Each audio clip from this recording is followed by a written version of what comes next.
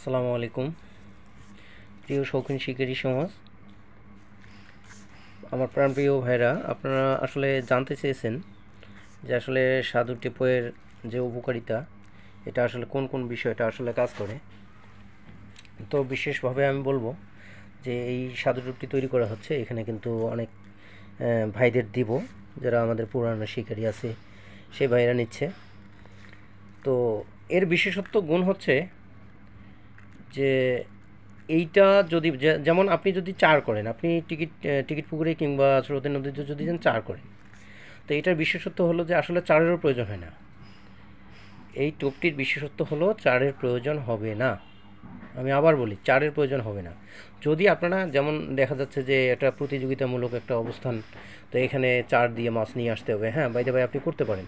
এটা একটা মনের অভাব থাকে যে চার করলাম না বা অমুক, এটা একটা মনের সম্ভাবনা থেকে যায়। তো আপনি এটা দিলে কিন্তু চারের প্রয়োজন হয় না। আপনি যখন টোপ খেলবেন এটাই আপনার চার হয়ে যাচ্ছে।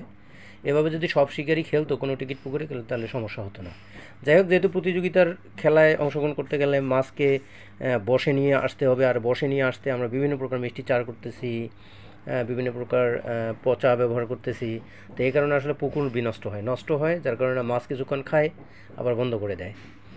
তাই আসলে যদিও আপনারা সেটা চার ইউজ করেন কেউ, তাহলে সেক্ষেত্রে অল্প পরিমাণে চার ইউজ করবেন।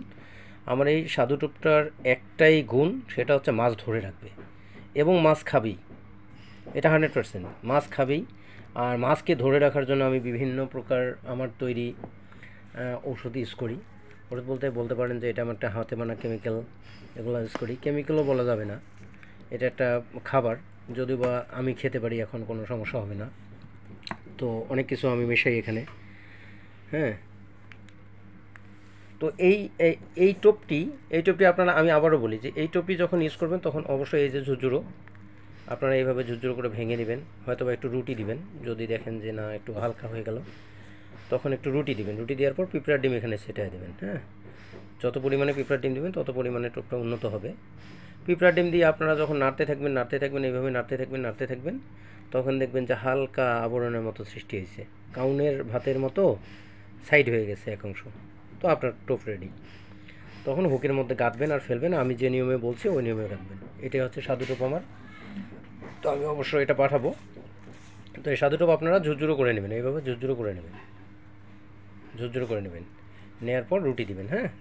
এটাই হচ্ছে স্বাদু টোপ। আর আমি আবারও বলি, এটা ব্যবহারে আপনার চারের প্রয়োজন পড়ে না। তারপরেও আপনারা যদি চার দেন, অল্প পরিমাণে চার দিবেন, যাতে পুকুরেরও সমস্যা না হয়। আর টোপটা যে নিয়মে লাড্ডু করেন, আপনি কাতলার মধ্যে কাতলা ছাতু তৈরি করলেন, এটাও দিতে পারেন, কোনো সমস্যা নেই।